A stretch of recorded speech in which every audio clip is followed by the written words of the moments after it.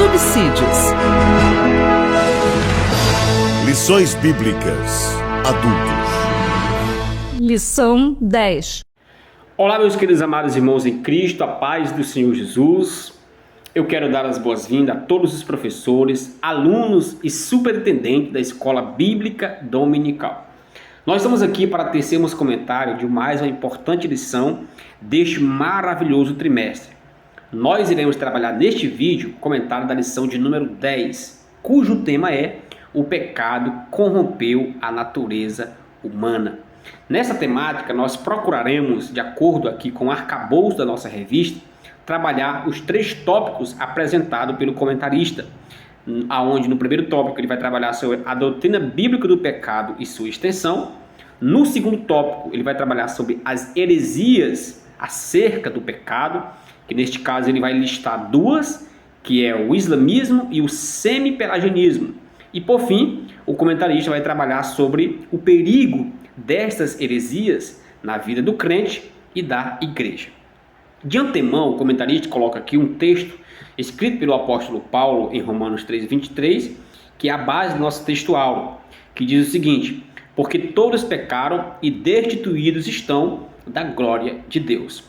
A verdade prática, corroborando aqui com o textual, diz o seguinte: o pecado é um elemento real na vida de todas as pessoas desde o ventre materno.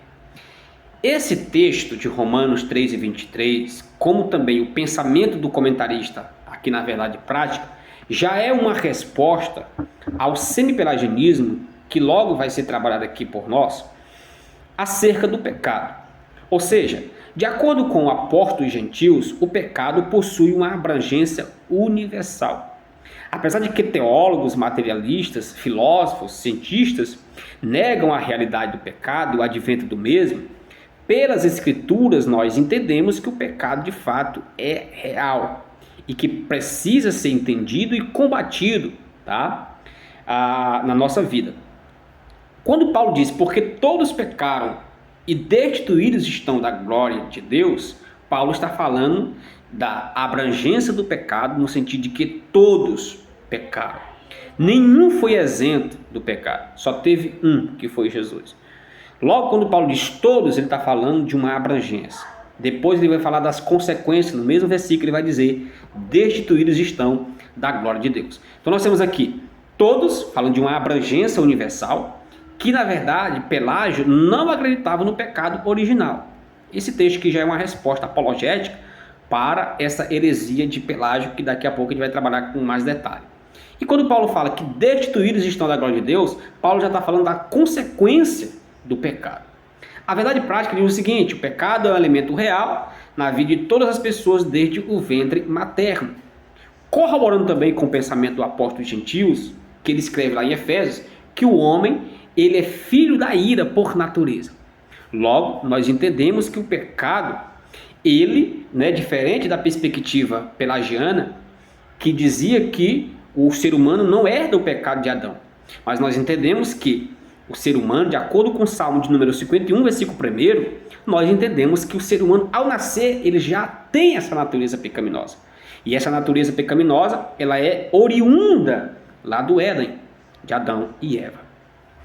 Nós iremos trabalhar nesse vídeo, ainda que de uma forma prolixa e sintética, resumida, nós iremos trabalhar a questão da origem do pecado. Um tema que não foi bastante resolvido até os dias de hoje na história do cristianismo. Prova disso, nós temos muitos debates, muitas divergências nesse campo da harmartiologia. A harmartiologia é o ramo da teologia sistemática que se dedica ao estudo do pecado. A palavra harmartia, que vem do grego, significa literalmente errar o alvo. Então, pecar é errar o alvo. Deus, ele propõe um parâmetro para nós viver. Mas, quando nós erramos este modelo de vida que Deus quer que a gente viva, nós erramos o alvo. Neste caso, é o pecado. Nós temos aqui no preâmbulo, ou na parte introdutória da nossa revista, nós temos a doutrina bíblica do pecado e sua extensão. O autor do pecado. Toda aquela história nós entendemos com o autor do pecado, Ou seja, vamos trabalhar aqui uma perspectiva humana. Nós entendemos que o pecado, a origem ali vamos dizer assim, do negócio, ela começa ali com a rebelião do querubim ungido, né, que é Ra-Satã ou Lúcifer. Apesar de que esse termo Lúcifer não aparece na versão em hebraico, nos melhores manuscritos que nós temos, mas nós temos as versões aportuguesadas com esse termo. Mas vamos trabalhar essa ideia aqui. Então você tem, por exemplo, aí o Lúcifer. Jesus disse que ele peca desde o princípio, né? Ele peca desde o princípio. E nunca se firmou na verdade, porque ele é o pai da mentira. Nós entendemos, né? Aí com seu poder persuasivo, ele se rebela contra o Criador, ele persuade parte da ordem angelical e, na medida em que ele faz isso, conforme Isaías 14, Ezequiel 28, né? Que também é um assunto bem debatido hoje entre os teólogos acerca da pessoa de Satanás que aparece ali em Isaías. Tem teólogos que dizem que ali não se refere ao personagem, como também Ezequiel, mas uma perspectiva dogmática do assunto, uma perspectiva ortodoxa de cunho denominacionalista, nós entendemos que ali aparece a pessoa de Satanás. Ele disse: eu subirei, né? Subirei às alturas, subirei ao céu e serei semelhante ao Altíssimo. Ali nós entendemos que é o Satanás. Teve esse sentimento orgulhoso, ele perde o seu espaço no céu, Deus lhe castiga, ele está na terra e agora se incorpora na Nahash. Essa palavra Nahash em hebraico significa serpente. E agora ele vai persuadir Eva. Todos nós entendemos aquela história. Deus disse para Adão e Eva: vocês vão comer de todas as árvores do jardim, mas no dia que comer, morrerás. Ou seja, vai comer de todas as árvores do jardim, mas tem uma que vocês não podem comer, porque no dia que vocês comer dela, vocês vão morrer. Aqui está o princípio de Deus, um parâmetro. No dia que eles errassem aquele parâmetro, seria o pecado, que é errar o alvo. Mas acerca da origem do pecado, é uma questão bem complicada, porque surge aquela velha pergunta que não foi resolvida na história do cristianismo. Ou seja, se o pecado, o mal, a origem disso em Satanás, como ele teve esse pensamento, como ele pôde ter este pensamento na eternidade, sendo que ele foi criado por Deus e é um ser bom? Ah, mas porque ele tem um livre-arbítrio. Ora, ele tinha um livre-arbítrio, mas hoje nós temos essa opção, por exemplo, de saber o bem e o mal, é porque já existe. Mas naquela época, como ele poderia escolher ou ter um pensamento errado se não existia, se ele mesmo poderia ser o propulsor deste pensamento? Então surge essa questão muito complicada e é bastante enigmática. Mas nós entendemos que tem origem nele, né? Depois, na perspectiva humana, nós vamos ver que o pecado ele tem uma amplitude, uma extensão ou expansão a partir do casal ali, que é Adão e Eva.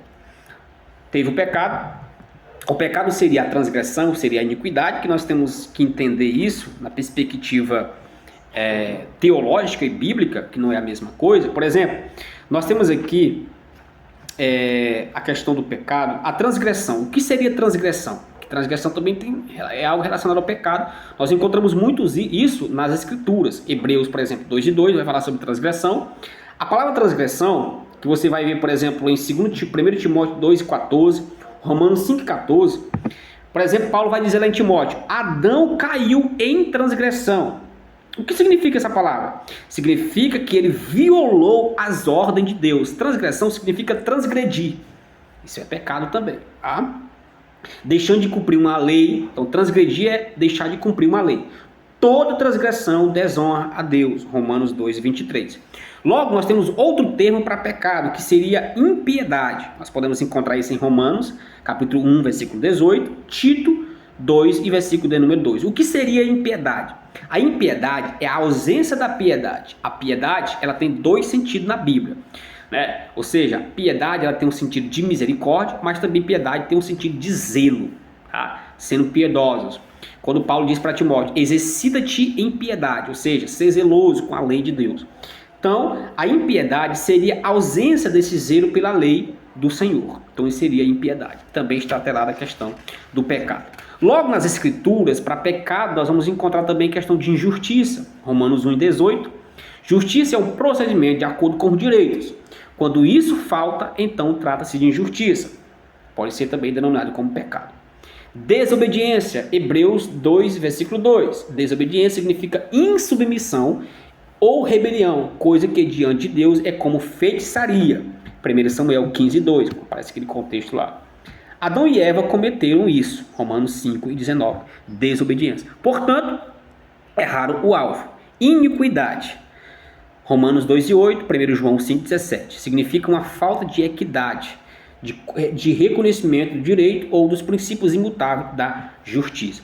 Então, tudo isso que eu falei, transgressão, iniquidade, impiedade, injustiça, desobediência, está atrelado dentro desse bojo que é o pecado. Apesar de que existe, essas distinções entre essas terminologias, que é bom ser trabalhado. Portanto, nós temos aqui as consequências do pecado.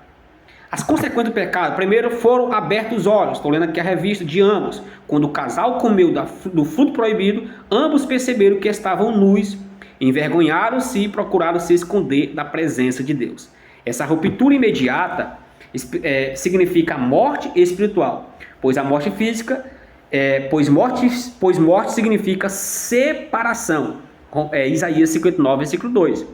O pecado separa o ser humano de Deus. Nesta ocasião, ainda no Éden, Deus anunciou a vinda do Redentor, Gênesis 3:15. Veja bem, Deus disse assim, no dia que vocês comer, vocês vão morrer. No dia em que comer, morrerás. Mas, se você analisar o texto de uma forma analítica, você vai ver que no dia em que eles comeram, eles não morreram. Ou seja, fisicamente. Comeram ali, mas não morreram. Então, eles comeram, mas por que eles não morreram? Se Deus tinha dito, no dia que vocês comerem, morrerás. Nós entendemos que essa palavra de Deus, no dia que comer, morrerás, ela tem um impacto tríplice. Ou seja, morte física, morte espiritual e morte eterna. Diferente de alguns teólogos que dizem que o pecado, que Deus fez o homem, algumas pessoas dizem que Deus já fez o homem ali imortal. O homem não podia morrer. Aliás, mortal, o homem estava condicionado a morrer. Nós entendemos que o homem, ele morre, ou ele tem essa ideia de estar sujeito agora à morte a partir do pecado, conforme Paulo escreve em Romanos 5:12. Porque pelo homem entrou o pecado no mundo, e pelo pecado veio a morte, e a morte passou a todos os homens, porque o homem pecou. Aí, nós entendemos que todos pecaram e destituídos estão da glória de Deus. Nós entendemos que o homem é mortal. Era imortal, mas a partir do pecado ele se torna mortal. Então você percebe que a consequência da queda, ela traz muitos atrasos na vida do ser humano. Os seus olhos foram abertos e a partir dali eles começaram a enxergar a sua nudez. É assim que acontece com a pessoa quando está diante de Deus de uma forma errada. Ele se autoavalia e percebe que ele não está com uma correlação perfeita e íntima diante de Deus, porque o pecado, ele mancha a imagem do Criador em nós. Então, vamos aqui ver algumas coisas que o ser humano perdeu. Voltando aqui um pouco à questão do texto que diz, no dia que vocês pecar, vocês morrerão. Veja bem, pecaram, mas não morreram. Mas ali foi uma sentença futurística, mas também com impacto do presente, Você tem aqui, na verdade, um particípio presente que aparece aqui nesse termo. Então, veja bem, eles tiveram a morte espiritual. O que seria a morte espiritual? Separação da comunhão com Deus. Eles se esconderam. Eles tinham uma relação com Deus, mas na medida que eles pecaram, eles se esconderam porque estavam nus. Perderam a comunhão. Aqui é a morte espiritual. O apóstolo Paulo diz que nós estávamos mortos em nossos delitos e pecados e ele nos vivificou. Então, morte espiritual é a separação do ser humano para com Deus no que diz respeito à comunhão. Segundo, morte eterna. A morte eterna é aquela morte em que o pecado, Paulo vai dizer que o salário do pecado é a morte. Mas o dom gratuito de Deus é a vida eterna. E tem a morte física, que é a separação da alma, do espírito e do corpo. Então essa expressão, no dia que comer morrerás, ela tem esse impacto tríplice: morte física, morte espiritual e morte eterna. A consequência do pecado: o pecado interrompeu a comunhão entre Deus e o homem, como eu já falei. Segundo, o pecado deixou Adão e Eva despidos diante de Deus, como eu também já falei. Antes da queda, eles também estavam nus, porém cobertos pela glória da presença de Deus. Isso é muito importante você frisar. Antes da queda, eles estavam nus, mas cobertos pela glória de Deus. Mas quando eles pecaram, este conhecimento da sua nudez vieram à tona, em virtude do seu pecado. Eles começaram a olhar para si mesmos e perceberam que eles estavam despidos diante de Deus e eles se perderam da presença de Deus. Aquele diálogo que Deus faz com Adão, onde tu estás, algumas pessoas falam, mas como é que Deus ele é onisciente, ele sabe todas as coisas? E por que ele faz essa pergunta, onde tu estás, se ele sabe todas as coisas, sabe onde Adão estava? Mas quando Deus faz essa pergunta, não que Deus havia perdido Adão de vista, era Adão que tinha se perdido diante de Deus. É o mesmo que quando você, por exemplo, você conhece alguém que é crente, que é fogo puro, né, como diz os pentecostais, que é cheio do manto, que é cheio de Deus, que lê Bíblia, jejua, e de repente você vê essa pessoa se desviando, aí vai para um bar e você vê essa pessoa tomando ali uma escola. Aí de repente você chega lá e pergunta assim, meu amigo, o que você está fazendo aqui? Onde tu estás, rapaz? Ou seja, essa pergunta não é que você não sabe onde a pessoa está. Mas quando você fala para a pessoa onde você está, é como se estivesse assim, rapaz, que situação que você está se encontrando? Você se perdeu da vista de Deus, do caminho de Deus. Você se perdeu do caminho de Deus. Então este é o caráter da pergunta de Deus, onde tu estás? Não que Deus havia perdido Adão, mas se Adão havia se perdido de Deus nas suas escolhas. O pecado torna o homem sujo ou errado diante de Deus. Então, errado, culpado diante de Deus. Assim, todo homem fica sujeito ao juízo de Deus, conforme Romanos 3:19. Outra coisa que o pecado trouxe, o pecado faz o homem ficar debaixo da ira de Deus, Romanos 1:18. A Bíblia diz, porque por essas coisas vem a ira de Deus. Que coisas? Pecado, transgressão, iniquidade, tudo isso vem a ira de Deus. A Bíblia diz, do céu se manifesta a ira de Deus sobre os filhos da impiedade. E veja que impiedade é um tipo de pecado, ou seja, impiedade é a ausência da piedade, a pessoa que não tem zelo pela palavra, pela lei de Deus. Então você tem os efeitos do pecado na vida do homem, são prejuízos. Você tem, o pecado fez o homem perder a sua tranquilidade. Antes que o pecado entrasse no mundo, não existia angústia, aflição, lágrimas e etc. Porém, depois como caiu, foi obrigado a enfrentar tribulação e angústia. Romanos capítulo 2, versículo de número 9. O pecado colocou o homem sob seu domínio. O primeiro pecado alastrou-se e multiplicou-se de tal maneira na vida do homem que o profeta Isaías disse, desde a planta do pé até a cabeça não há nele coisa sã ou coisa saudável. Isaías 1:6. O pecado contaminou o entendimento e a consciência do homem. Tito 1:15, 2 Coríntios 4:4. Tão tal que Paulo vai dizer assim, o Deus desse século cegou o entendimento dos incrédulos, a fim de que não resplandeça a luz do Evangelho. Então, o pecado, ele corrompeu a mente da pessoa a ponto de esconder a luz do Evangelho. Outra coisa, o pecado fez o homem perder a sua posição de governo. Deus o colocara o homem para dominar, porém pelo pecado tornou-se dominado, não somente pelo pecado, mas também pelas coisas criadas, Romanos 1:2. Em lugar de ser senhor, tornou-se escravo da cobiça, da inveja e da avareza. 1 Timóteo 6:10, Romanos 1:29, 1 Timóteo 6:4. Então, o pecado fez com que o ser humano se tornasse escravo. Quando Deus disse para Caim, o pecado jaz à porta, cabe a ti a dominar. Mas aí Caim, não lidou com o pecado de uma forma correta e acabou que o pecado dominando ele, consequentemente matou o seu irmão. Mas Deus avisou. Gênesis 4, Deus falou para ele, o pecado está na tua porta, cabe a ti dominar. Então Deus deu poder para o homem dominar lá no Éden, que inclusive essa ideia de dominar da imagem e semelhança de Deus está atrelada ao sentido de quê? Está atrelada ao sentido de não questão fisiológica. As pessoas falam assim, somos a imagem e semelhança de Deus. As pessoas pensam que imagem e semelhança de Deus diz respeito à figura de Deus. Gente, a Bíblia diz que Deus é espírito. Deus é espírito. A imagem e semelhança de Deus não tem nada a ver com fisiologia, não tem nada a ver com figura humana de Deus. Eu me pareço com Deus, os pés, a mão. Deus não tem essa forma corpórea como nós. Deus é um espírito. Quando ele diz que nós somos imagem e semelhança, ele está falando sobre o quê? Ele está falando sobre domínio e poder. É só ler o texto. E o ser humano perdeu isso por causa do pecado. O pecado sujeitou o homem à morte, como eu falei para vocês. Morte física, morte espiritual e morte eterna. O homem perdeu a comunhão com Deus no Éden. O homem vai para o inferno se não se converter, e vai morrer, e vai ficar lá eternamente queimando Apesar de que existem teólogos que não acreditam né, que são os aniquilacionistas, mas nós acreditamos que de fato o ser humano vai sofrer eternamente no inferno se não se arrepender. Seria o impacto da morte eterna que foi atrelada ao pecado. Nós temos também aqui ainda as consequências do pecado na convivência entre os homens, a convivência entre Adão e Eva. O pecado deu origem a uma diferença de tratamento. Então o pecado ele trouxe um certo problema de relação entre Adão e Eva, né? Em lugar de ela ser responsabilizada pelo seu pecado, ela lançou culpa em Adão ou vice-versa. Então ali houve um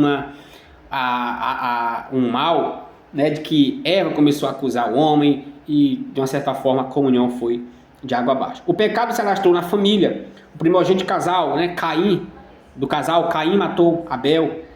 O pecado se alastrou na natureza humana. A própria natureza adâmica é portadora de todos os germes da desunião e da discórdia no mundo. A Bíblia fala das obras da carne e menciona entre elas inimizade, iras, pelejas, invejas e dissensões.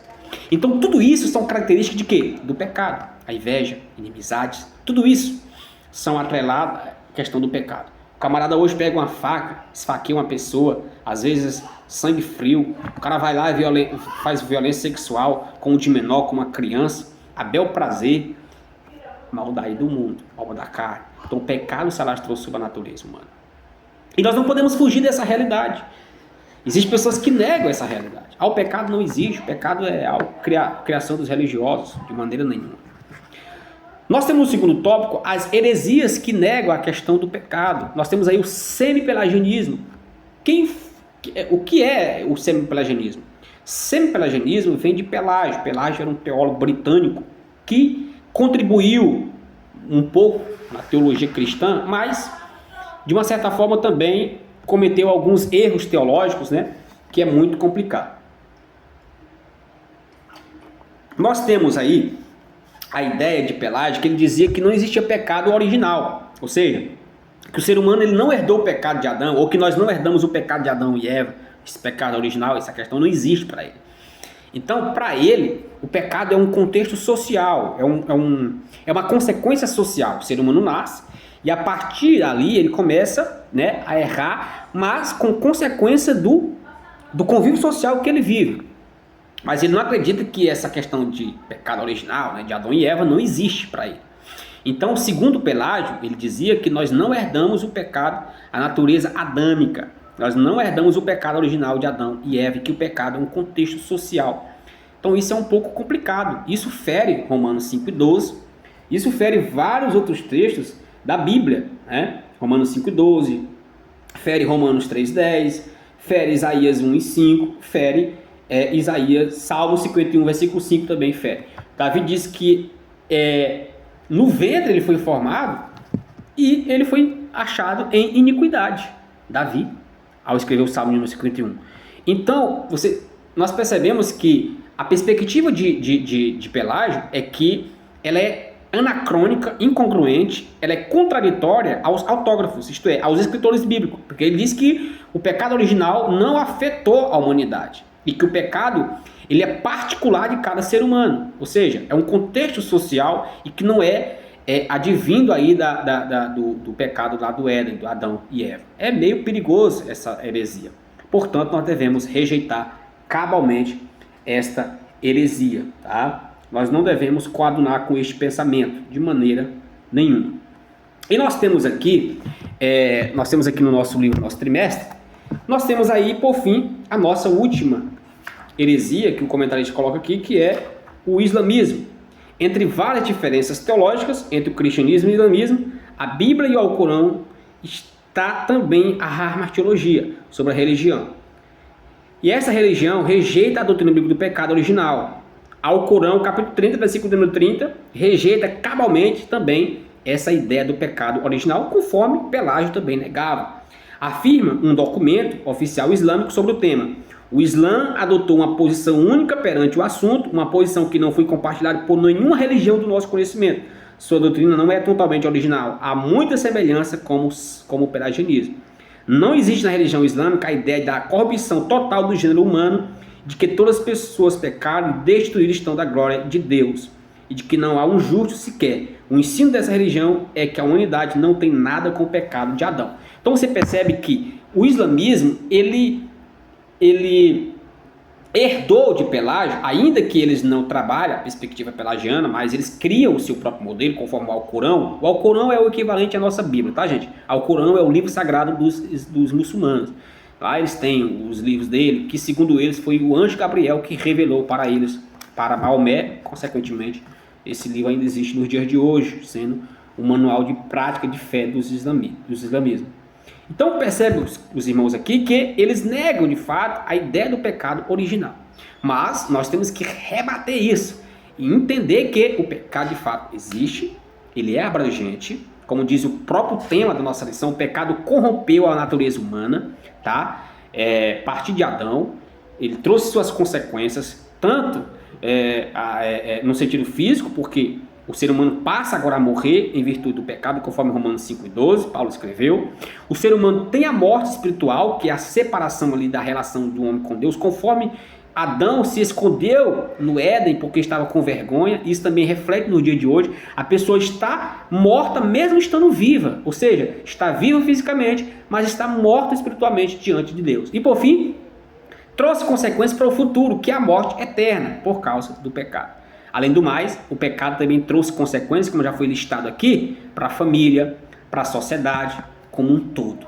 Então, queridos, pensamento pelagianista em nossos dias, que seria os perigos. Essas ideias estão ainda hoje nas religiões reencarnacionistas que negam a queda do Éden. O movimento religioso denominado ciência cristã nega a existência do pecado. O mormonismo, a transgressão de Adão, eles negam isso. Dizem que não passou para a raça humana. Cada pessoa é responsável somente pelos seus próprios pecados. Isso é perigoso, tá? Nós herdamos de Adão e Eva essa natureza pecaminosa. Paulo diz que nós somos filhos da ira por natureza. Então, queridos, que nós possamos tomar muito cuidado com isso em relação a esses temas que dizem que o pecado de Adão não nos afetou, não nos afeta, e que há teólogos também que dizem que o pecado não existe, filósofos, cientistas que negam a veracidade do pecado. Que nós possamos combater esse pecado, nós possamos vencer o pecado, podemos combater dia por dia este mal e possamos nos aproximar mais de Deus. Que o Senhor Jesus Cristo nos abençoe. Amém.